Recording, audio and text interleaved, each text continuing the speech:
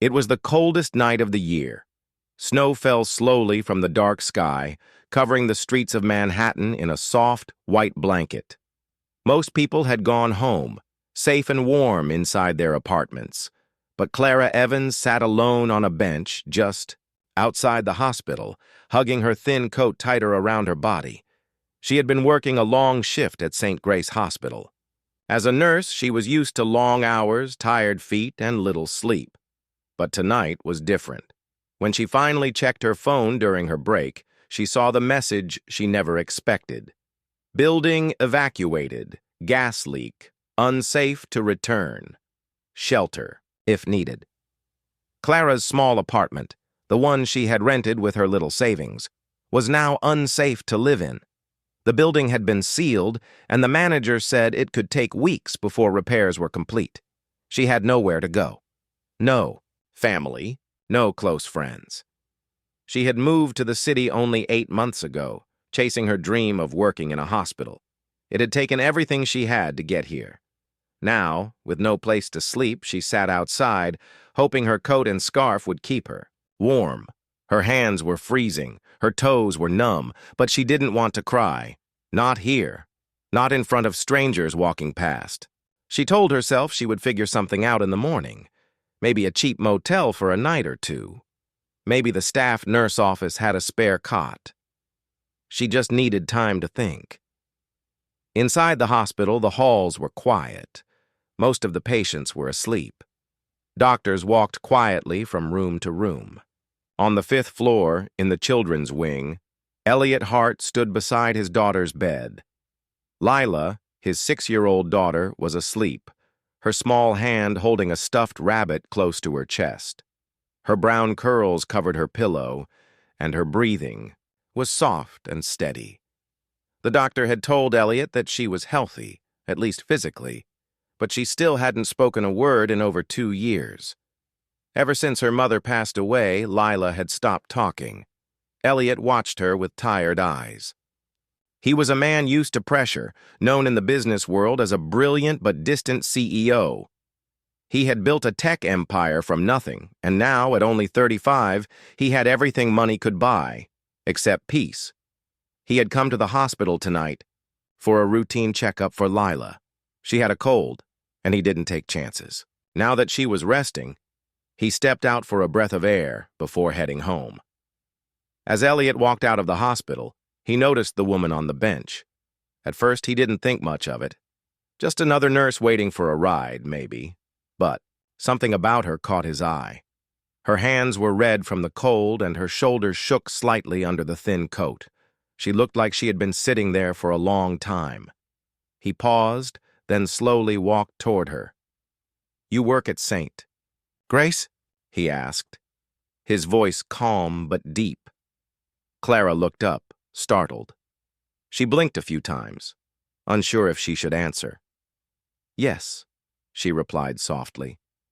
"I'm a nurse here." Elliot studied her for a moment. She looked tired, not just from work, but from life.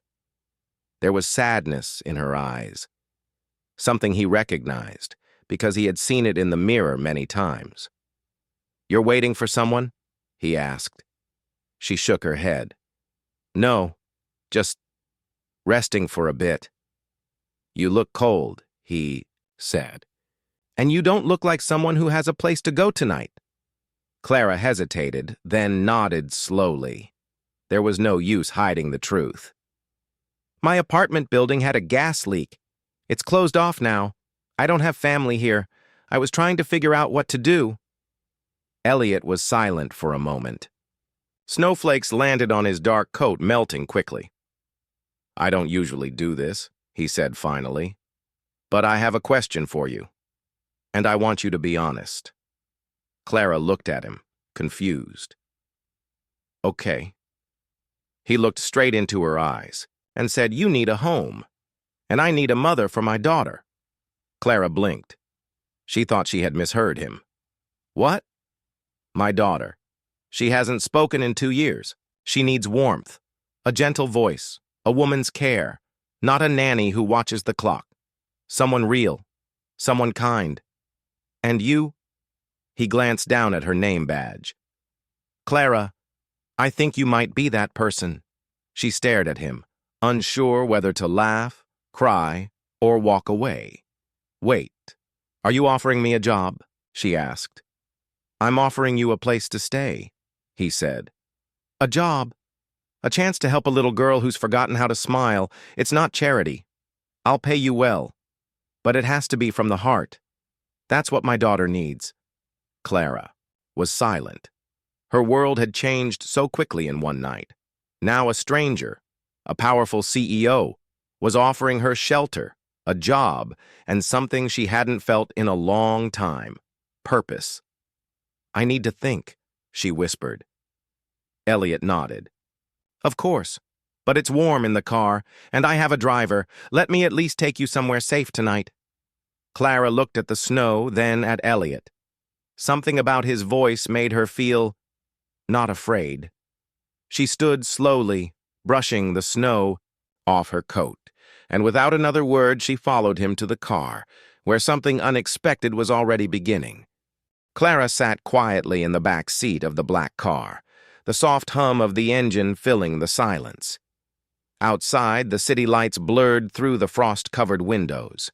The warmth from the heater slowly spread through her chilled body. But the offer Elliot had made still echoed in her mind. "You need a home, and I need a mother for my daughter." The words were strange, sudden, and a little frightening. Yet they carried a kindness she hadn't felt in a long time. For months now, she had been drifting. No steady place, no sense of belonging, just one job after another. She thought she could manage alone, but tonight she realized how hard it was. Elliot glanced at her through the rearview mirror. His expression was calm, but there was something in his eyes, a hint of hope and worry mixed together. He was not used to asking for help, but with Lila he had no choice. "We're almost there," he said softly. The car stopped in front of a tall glass building. The lobby was bright, modern, and clean. A uniformed doorman greeted them with a polite nod. Elliot opened the door for Clara and led her inside. As they walked through the spacious lobby, Clara noticed the soft carpet and expensive art on the walls. It was nothing like the small apartment she had called home, nothing like the crowded subway trains or noisy streets she was used to. "This is where we live," Elliot said quietly, holding the elevator button. The ride up was smooth and silent. Clara's heart pounded as the doors opened to reveal a large penthouse. The floor-to-ceiling windows showed a stunning view of the city skyline, sparkling against the night sky. Elliot turned on the lights, and the warm glow filled the room. "This is your room," he said, pointing to a cozy space with a comfortable-looking bed and soft blankets. Clara looked around, surprised. Everything was clean and perfect. She felt out of place. "I don't want you to think this is just a job," Elliot said, breaking the silence. "Lila needs someone who can be more than a nurse or nanny. She needs a mother figure, someone who will be patient, kind, and loving, someone she can trust." Clara swallowed hard. She had never imagined this for herself. She had trained as a nurse to help people heal their bodies, not to care for a child like a parent. "I'm not sure I can do that," she said honestly. "I don't have children of my own. I don't know if I'm the right person." Elliot looked at her gently. "Neither am I, but we both need something we've lost." For a moment, they stood in silence. Then, from the hallway, soft footsteps approached. Lila appeared, wrapped in a fluffy pink robe. Her eyes were wide and curious, but guarded. She did not speak. She rarely did. Instead, she held her stuffed rabbit tightly. Clara smiled gently. "Hello, Lila. I'm Clara. I'm here to help you." Lila looked at her for a long time, then nodded quietly. Elliot stepped back, watching the scene carefully. Over the next few days, Clara settled into her new life. She learned the small routines of the penthouse, and slowly, the routines of a home. Each morning, She prepared breakfast for Lila and helped her get dressed. Each night she read stories softly, hoping to hear Lila's voice. At first, Lila stayed, quiet. She watched Clara with cautious eyes, sometimes smiling briefly but never speaking a word. Clara didn't mind. She understood that healing took time. Elliot returned to his busy work, but he made sure to be home for dinner. At the table, the three of them shared quiet moments. The house no longer felt empty. One evening after dinner, Elliot sat with Clara in the living room. "Thank you," he said quietly, "for staying, for trying." Clara smiled. "I didn't think I could help, but Lila, she's special." "She is," Elliot agreed. "And so are you." The walls around both of their hearts began to soften. But it wasn't always easy. One afternoon, Clara found Lila sitting by the window, staring out at the snow. The little girl held her rabbit close, her eyes distant. "Do you want to go outside?" Clara asked softly. Lila shook her head. Clara understood. Lila was afraid of the world now. The pain of losing her mother had made her retreat inside herself. Clara promised to be patient, no matter how long it took. Days passed. Slowly, Lila began to trust Clara more. She allowed Clara to braid her hair. She even started drawing pictures again, colorful scenes of sunny days, families, and laughter. One afternoon, Elliot came home early. He found Clara and Lila sitting on the floor, surrounded by crayons and paper. Lila smiled shyly when she saw her father. Elliot sat down, watching the moment. It was the first time in years he saw genuine happiness in his daughter's eyes. That night, as Clara prepared to go to bed, Elliot stopped her in the hallway. "You've changed everything," he said quietly, "for Lila and for me." Clara looked up, surprised. "I know this isn't just a job to you, and it's not just about me needing help. It's about building something together. A family." Clara's heart beat faster. She thought about the lonely nights, the empty apartment, the feeling of being lost. Maybe this was the family she never had. Maybe this was home. The days following Clara's arrival in the penthouse were filled with small, careful moments. The city outside glittered with life, but inside Elliot Hart's home, everything felt quiet, almost too quiet. The silence was heavy, like a thick curtain that no one had yet learned to pull back. Clara noticed it every day. She noticed how Elliot spoke in soft tones, as if he was afraid to break the peace. She noticed how Lila rarely laughed, how the girl's eyes often looked lost in thought, and how the empty spaces in the house echoed with memories no one dared to speak aloud. For Clara, the house was beautiful, but cold. The walls were painted in soft gray. The furniture was modern and expensive, and every object seemed placed with perfect care. But the warmth of a real home, the sounds of laughter, the messiness of everyday life, the smell of fresh cookies baking, was missing. Clara wanted to change that. She began small, placing a bright vase of fresh flowers on the dining table. She pulled out colorful blankets and soft pillows for the living room couch. She set up a tiny play corner for Lila, filled with crayons, picture books, and soft toys. Slowly, the house started to feel less like a silent museum and more like a place where life could happen. Lila watched these changes quietly, sometimes smiling at the new colors or touching the soft textures. Clara could see the little girl was trying to feel safe, to let go of the sadness that had wrapped around her like a heavy coat. Elliot noticed too. One evening, as he arrived home from work, he found Clara and Lila sitting on the floor, reading a book together. Lila's head rested on Clara's shoulder, and for a moment, Elliot saw a glimpse of the happy child his wife had once known. He smiled softly and didn't interrupt. But Elliot himself was still wrapped in silence. He was a man used to control, used to solving problems with quick decisions and sharp actions. Yet here, in his own home, he felt powerless. He didn't know how to fix what had broken inside his daughter or inside himself. One night, after Lila was asleep, Clara found Elliot standing by the window, looking out over the city.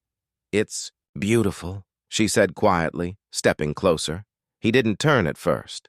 "Yes," he replied, "but it feels empty." Clara nodded, understanding. "It's not the view," Elliot said. "It's me. I built this life, but I don't live in it. I'm always working, always busy, and I lost the one person who made it worth living." Clara looked at him with sympathy. Losing someone changes everything, but it doesn't mean life has to end. Elliot sighed. "I don't know how to move forward. Lila stopped talking after her mother died, and I stopped being the father she needed." "You're trying," Clara said. "That counts for a lot." Elliot looked at her then, really looked at her, and for the first time, his guarded walls seemed to lower just a little. "Thank you," he whispered. The next few weeks brought small but meaningful changes. Elliot made an effort to come home earlier. He spent time with Lila, reading stories or watching cartoons.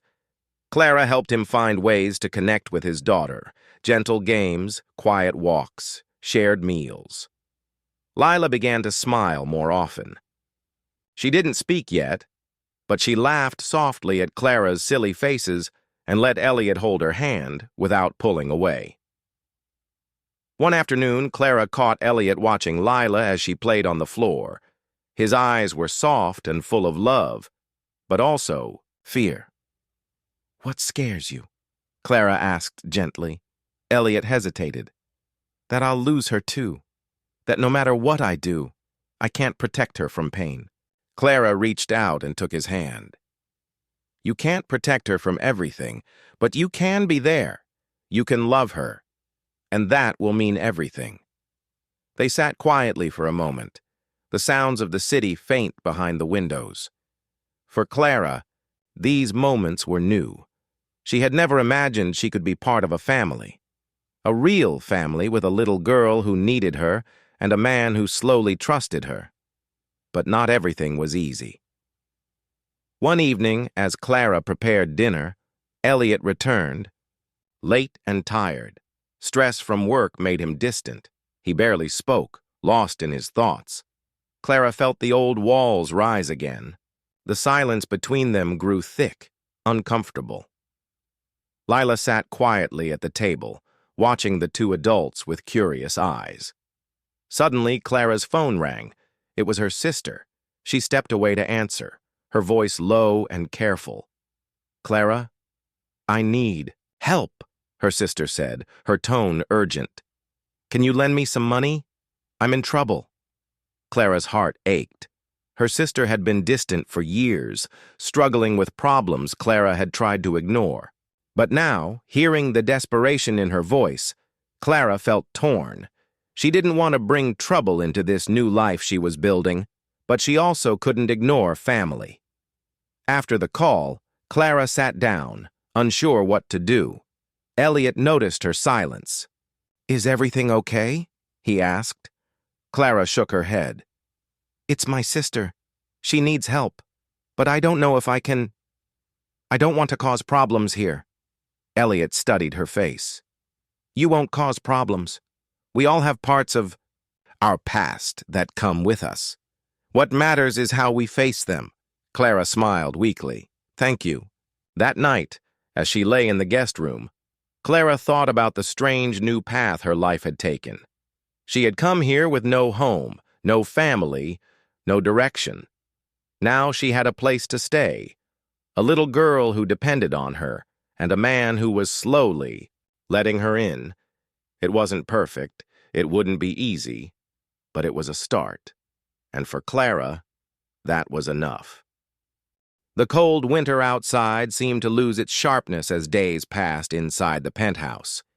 Slowly, almost imperceptibly, a gentle warmth began to fill the house. a warmth that wasn't from the heaters or the glowing lights, but from the small, quiet moments shared by Clara, Elliot, and Lila. Lila was changing. She still didn't speak, but her eyes shone with new curiosity. She reached out to touch Clara's hand, even smiled when Clara made silly faces or sang soft songs.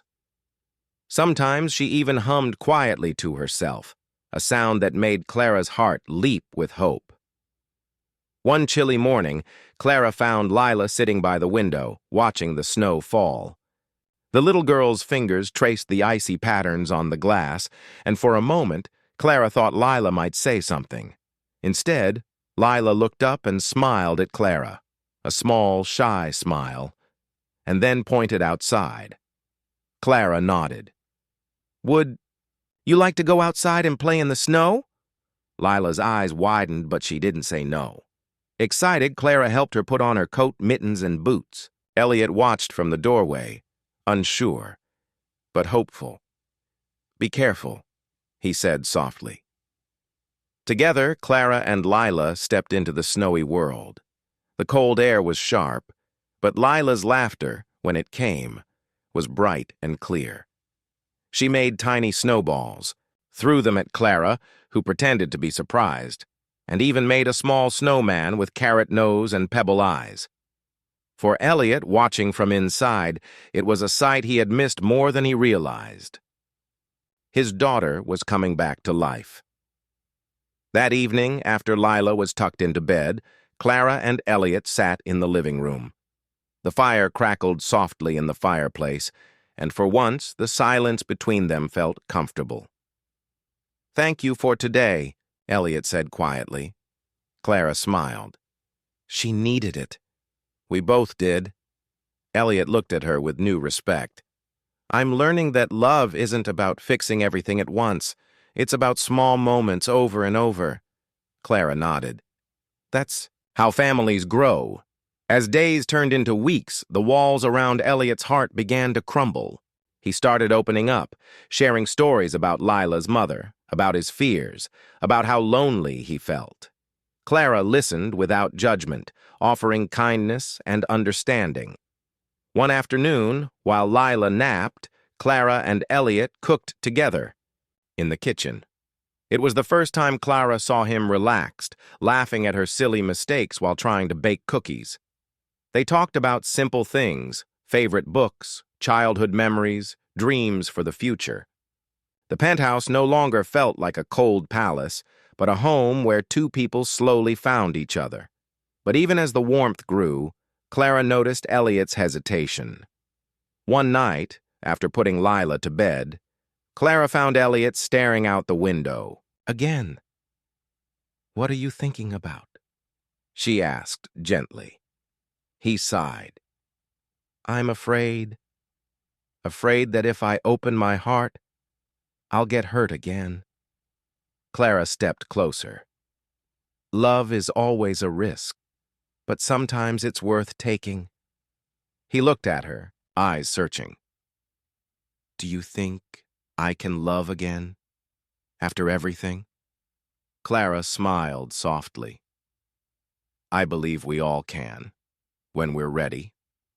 That night they talked for hours about grief, hope, and the possibility of a new beginning. Meanwhile, Lila continued to bloom. She started drawing colorful pictures and showed them to Clara proudly. She even whispered a few words, quiet, almost a secret but clear enough to hear. Clara's eyes filled with tears the first time Lila said, "Thank you." It was a small step, but a giant leap for the little girl. One evening, Clara found Lila playing with her stuffed rabbit on the floor. The girl looked up and smiled. "Lila," Clara said softly, "would you like to have a bedtime story?" Lila nodded eagerly. Clara picked up a book and began to read. As she read, Lila leaned against her, eyes slowly closing. For the first time in a long time, the house felt alive, filled with the sounds of love, trust, and healing. Elliot watched, from the doorway, his heart full. He realized that Clara wasn't just a caregiver, she was becoming part of their family, and in the quiet warmth of that night, all three of them understood something important. Families aren't just made by blood or words. They're made by love, patience, and the courage to heal, together. The days grew longer, and the snow began to melt outside the city. Inside the penthouse, a different kind of thaw was happening, a thaw of hearts and memories that had been frozen for too long. Clara woke early one morning to the soft sound of footsteps. She opened her eyes slowly and saw Lila standing at the door of her room, clutching her stuffed rabbit. The little girl looked shy, but determined. "Good morning, Lila," Clara said softly. Lila didn't answer, but she stepped inside and sat down on the edge of the bed. Clara smiled and patted the bed beside her. Lila hesitated, but then moved closer. For a moment, they just sat quietly, sharing the peace of the morning light. Then Lila surprised Clara by reaching out and touching her hand gently. It was a small gesture, but for Clara, it was as powerful as 1,000 words. Across the hall, Elliot was awake too. He watched the two from his doorway and felt a warmth he hadn't felt in years. It was the feeling of hope. Hope that maybe, just maybe, his daughter was beginning to heal. At breakfast, the three of them sat together around the table. Lila ate slowly, but smiled when Clara made funny faces with her toast. Elliot laughed, the sound filling the room. After breakfast, Elliot had a meeting to attend. He kissed Lila on the forehead and said, "Be good for Clara today." Lila nodded, a quiet promise. Once Elliot left, Clara took Lila's hand and suggested a walk in the nearby park. The sun was bright, and the air smelled of early spring. Lila's eyes sparkled as she looked at the trees and the flowers starting to bloom. They walked slowly, stopping to watch birds and pick up small stones. Clara told stories about when she was a child, how she used to play outside with her siblings, about her favorite games. Lila listened carefully, sometimes asking questions with soft, curious eyes. For the first time in a long time, Clara felt like she was not just a nurse or helper, but a real part of Lila's world. When they returned home, Clara found Elliot waiting in the living room. "Did you have a good walk?" he asked. Lila smiled and nodded shyly. Elliot looked at Clara with gratitude. "Thank you for being patient with her." Clara shook her head. "She's teaching me just as much as I'm teaching her." Days passed in this gentle rhythm. Clara, Elliot, and Lila began to settle into a new kind of family life, one built on small moments, trust, and quiet understanding. One afternoon, Elliot came home to find Clara and Lila sitting at the kitchen table baking cookies. The air smelled sweet and warm, and the kitchen was filled with laughter. Lila's hands were covered in flour, and she giggled when Clara made a silly face. Elliot felt a pang of joy mixed with sadness. It was hard to believe how far they had come since that first cold night. After dinner, as Lila went to bed, Clara and Elliot sat in the living room talking quietly. "I never thought I'd see her smile like this again," Elliot said softly. "Neither did I," Clara replied. They talked about the future, about what they hoped for Lila, and about how they wanted to build a home filled with love, not just luxury. Elliot admitted that his work often took him away, but he promised to be there, as much as he could. Clara smiled. "We'll manage, together." But even in this growing happiness, Clara's heart carried a quiet worry. Her sister's problems hadn't disappeared, and Clara still wasn't sure how to help without risking the fragile peace she was building here. One evening, Clara received a phone call. It was her sister again. "Please," her sister whispered. "I don't have anyone else." Clara's heart ached. She wanted to help, but didn't want to lose the life she was beginning to love. She took a deep breath and made a decision. The next day, Clara told Elliot everything. He listened carefully, then placed a hand on her shoulder. "You don't have to do this alone," he said. "We'll find a way." For the first time, Clara felt the true meaning of family: support, trust, and unconditional care. Together, they would face whatever came next. Clara woke to the soft light of dawn filtering through the curtains. The penthouse was quiet except for the gentle breathing of Lila, still asleep in the next room. Today felt different, heavy with the weight of decisions she had to make. Her phone lay on the bedside table, silent for now. But Clara knew it wouldn't stay that way for long. Her sister's calls had become a constant reminder of a past life she was trying to leave behind. Slowly, she got ready and walked into the kitchen, where Elliot was already pouring coffee. "Morning," she said softly. Elliot looked up and smiled. "Good morning. You look tired." Clara sighed. "I am. But I need to talk to you about something important." They sat together at the table. Clara told Elliot everything about her sister's struggles, the money she needed, and how she felt torn between her past and this new life. Elliot listened without interruption.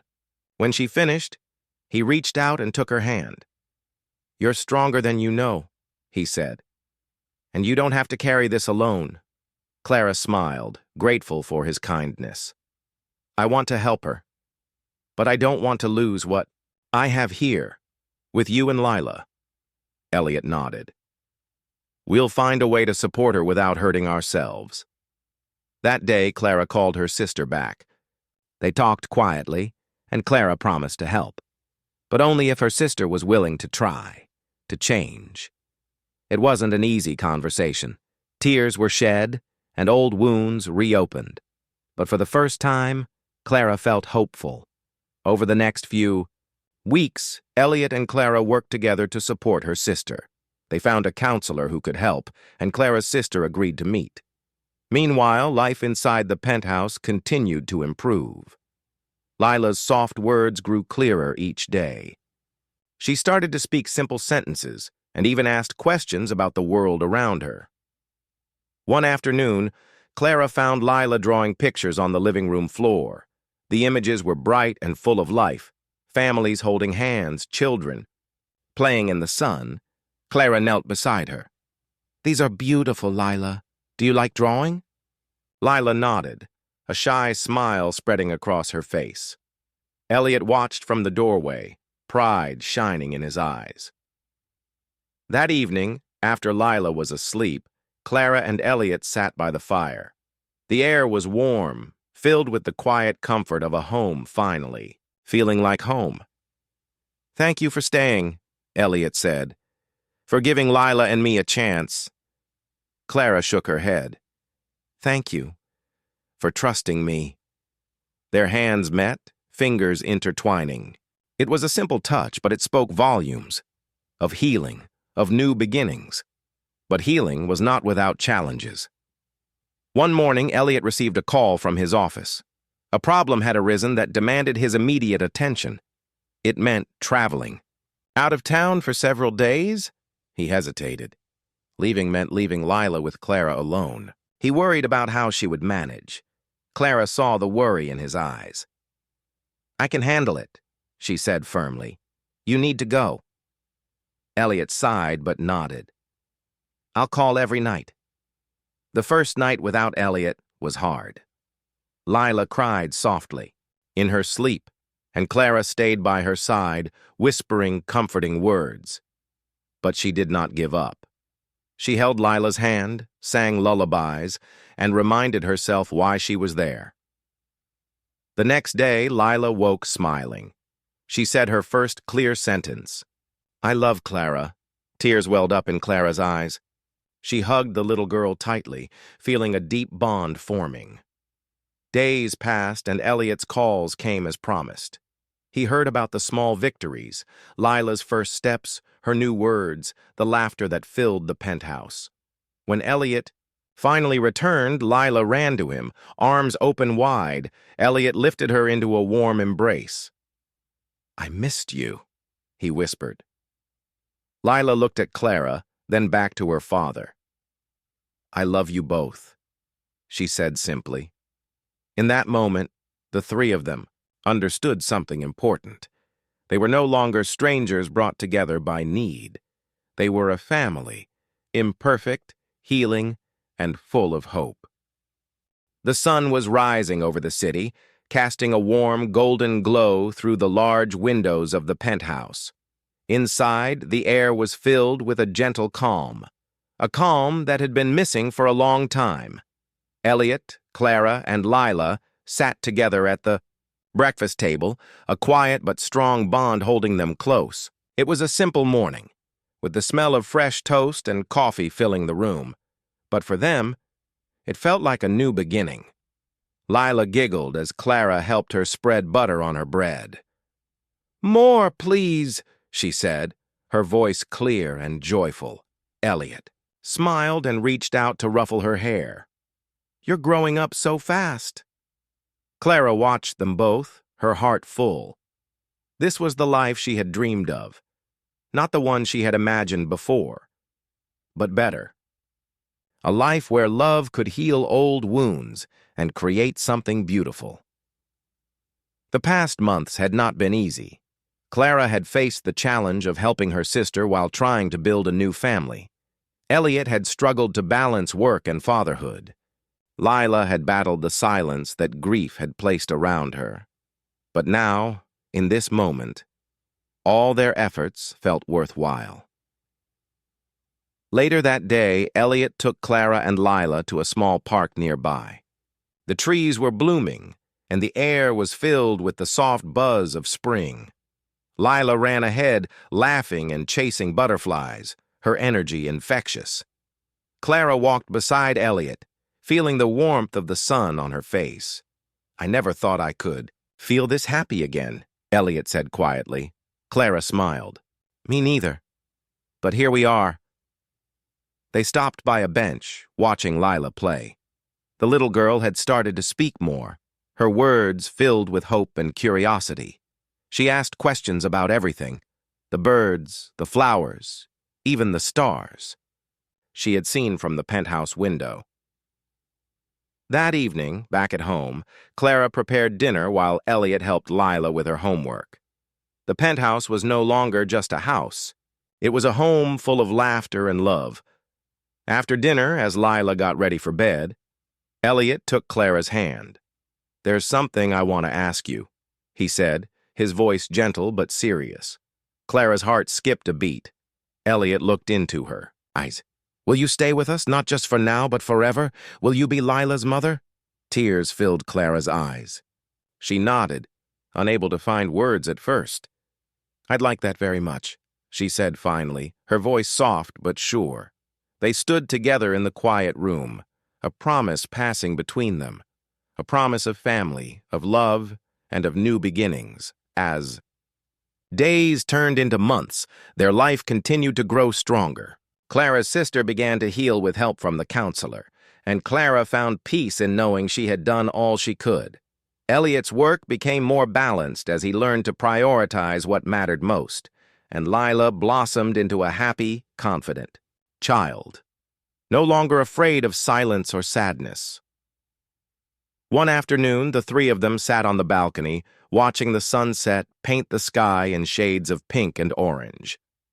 Lila leaned against Clara's shoulder, Elliot's arm around them both. "We have a home now," Clara whispered. Elliot nodded. "A real home." Lila looked up and smiled. "A family." And in that moment, surrounded by the soft glow of the evening, they knew it was true. They were no longer lonely. They belonged together.